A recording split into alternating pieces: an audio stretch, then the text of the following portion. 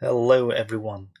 So this video is the very first video on this channel, and in this video I'm gonna show you how to use content aware fill. So the reason we use content aware fill is because we want to fill a certain area of the image without having to stretch it. So the thing is, first thing we need to choose this crop tool and then grab this and make it a little bigger. Okay, so after doing that, press enter. So what happens is so you get this empty area, empty space.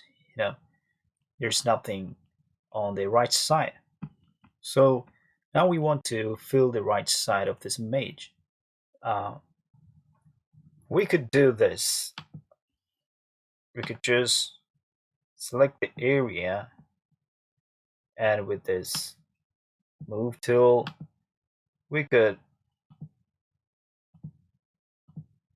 just drag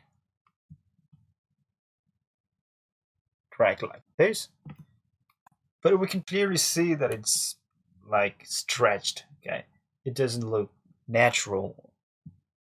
So we're going to use content aware fill to make it look realistic.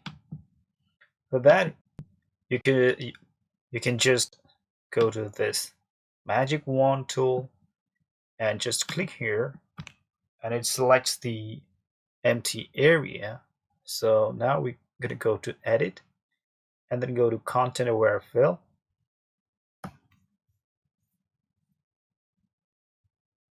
So we just need to wait for a while. Now it shows the preview and this looks great.